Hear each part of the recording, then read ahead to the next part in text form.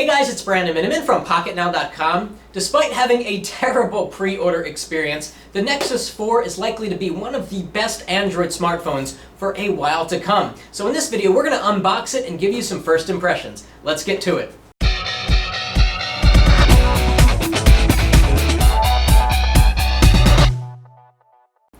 Now, the reason people are so excited about the Nexus 4 is really for three reasons. Number one, the Qualcomm Snapdragon S4 Pro has proven to be the fastest chip available in a mobile device. It smashes everything in the benchmarks. In day-to-day usage, it is fantastic, and it sips power, so it's great for battery life. Number two, the display. We saw it on the Optimus G, and now it's coming to the Nexus 4. LG's amazing display. It's got 1280 by 768 resolution, so higher than 1280 by 720p. It's got fantastic color saturation, great contrast, and overall it just is a fantastic display. And number three, Android 4.2 brings some awesome new features like widgets on your lock screen and photosphere. And unfortunately, the Nexus 4 doesn't have LTE, but iFixit found that there is actually an LTE chip on board with 7 bands of LTE support. We're going to talk about what that actually means in this video, so let's get to the unboxing.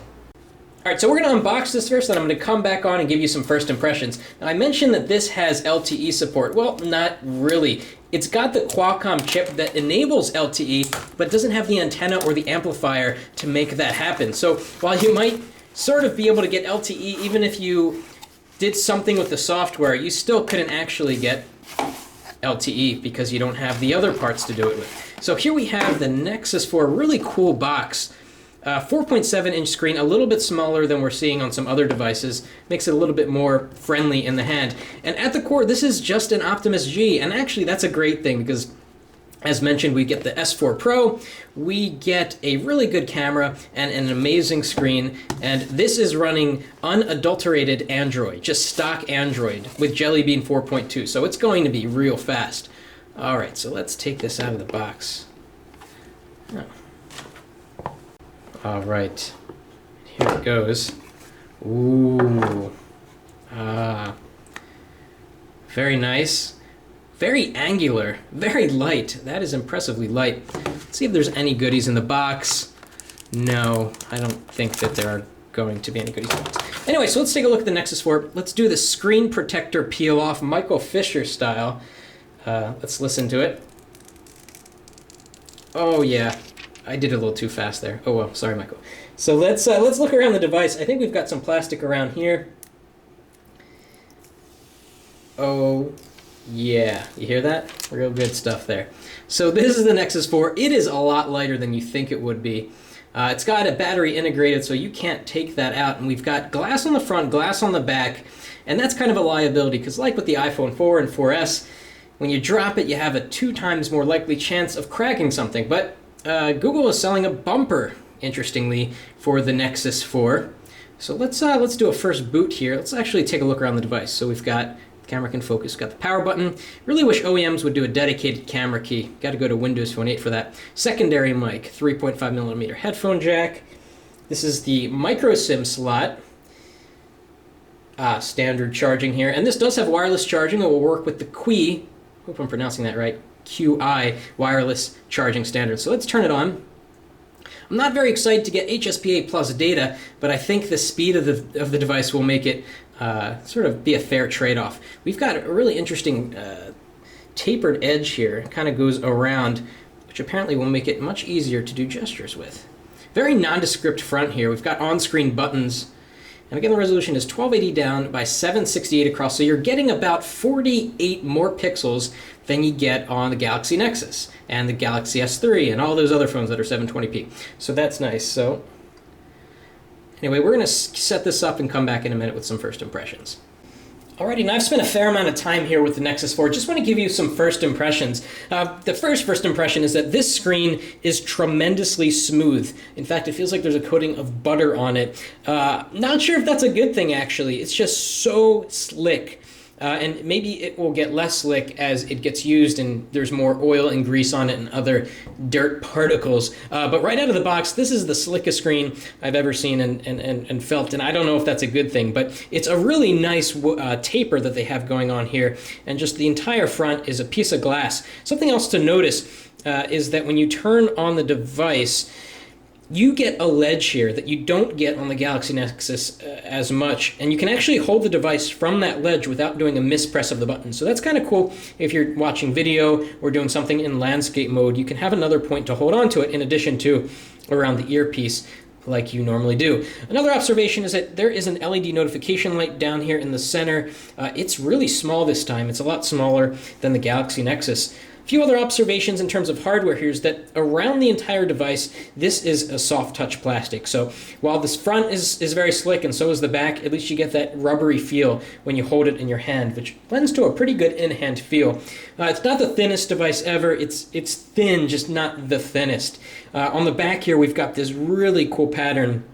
No, I'm not talking about all these fingerprints. I'm talking about these little circles that catch the light in a really interesting ways if you get it just right. The back kind of glistens and glows unlike any other phone out there. And again, you're getting a lot of fingerprints there. That's what's going to happen if you have a shiny surface, but these little circles are super cool. Anyway, so let's turn on the Nexus 4 here. I've got it set to 75% screen brightness. I turned off auto brightness because it didn't seem to be strong enough. It didn't seem to put the backlight levels up high enough, and perhaps that's just a matter of getting used to it. But I really want to see the screen shine because it's a nice screen. A 320 ppi screen. You cannot see pixels on this guy, and color saturation, you can probably tell in the video, is just fantastic. Everything looks really sharp and clear. Now, in terms of performance, bouncing around, we've got a combination of Jelly Bean in addition to the brawny Qualcomm Snapdragon S4 Pro quad-core, and it just, navigating around, it is fast. And there's a lot of cool Android 4.2 stuff that we'll cover later, like Photosphere and widgets on your lock screen. One of them in particular is that if you do a two-finger swipe, you should get these quick toggles. The reason why it doesn't come up with two fingers is because I think there's a notification in progress right now, so it doesn't allow you to go into the quick toggles. Now, the quick toggles are actually kind of ugly. They're useful, but they're a little bit ugly. It would be nice if they were a little bit more attractive, and especially if you can move them around. Maybe you want to have your brightness in the upper right corner so you can toggle it quickly. So if you tap and hold thinking that they'd move around, it just doesn't happen that way. Let's jump into the web browser. Google, of course, went with their Chrome web browser, which we're not too fond of. We find the Chrome web browser to have worse performance than the built-in stock Android browser. And of course, Google wants to push their Chrome browser because it's theirs. They built it from the ground up. It's their thing. And so let's go to a web page here. We're going to go to pocketnow.com or over Wi-Fi. You might be wondering how data speeds are on AT&T over HSPA+. We're going to test them out in a minute. This is probably going to be the longest first impression video ever. Anyway, so here's pocketnow.com. The Snapdragon S4 Pro just rules. Let's see how long text takes to clear up. Almost instantly. We're going to do a lot of comparisons just to see exactly how fast this browser is, but first impressions are that it's quite good. And we can go into landscape here, and as mentioned, you can hold it by the bezel now on the right because you've got this nice chin over here where you don't have to worry about doing a mispress of the on-screen buttons. Okay, so let's turn off Wi-Fi and run speedtest.net on AT&T's HSPA Plus network here. So now with quick toggles, we can go into Wi-Fi, and that's not actually a quick toggle. It's a shortcut to the settings. Okay, so Wi-Fi is off. We're waiting for the H to appear, and it's likely we're going to get H, which means HSDPA, not H+, which is HSPA+. Depending on where you are at that moment in time, it will vary. So strangely, we were not having any luck testing the bandwidth speed with speedtest.net, nor with the FCC test, so we found this QIP speed test, which actually does work. Very strange that the other tests are not working. So let's click Start Test. It says we're over HSPA, not HSPA+.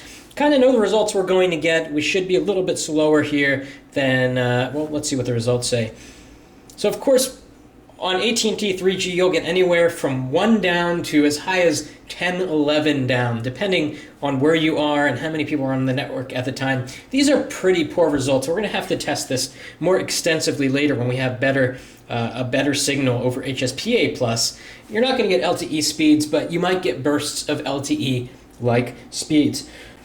So first impressions of the Nexus 4 are quite favorable. Is it better than the Galaxy S3? Should you consider the Droid DNA instead? Time will tell. We're going to take this out into the field, out into the real world, and actually spend some time with it. One thing's for sure, for $299 or $349, this is undoubtedly the best value in Android right now. And with such a fast processor and with a fantastic screen, this might be the best Android phone ever to come out. We're going to find out if that's the case for you in our upcoming review. We're going to have a lot more videos, so be sure you subscribe to the Pocket Now channel here on YouTube to find out when the next video hits. If you like this video, please give us a thumbs up, and of course, thanks for watching. That's it for now.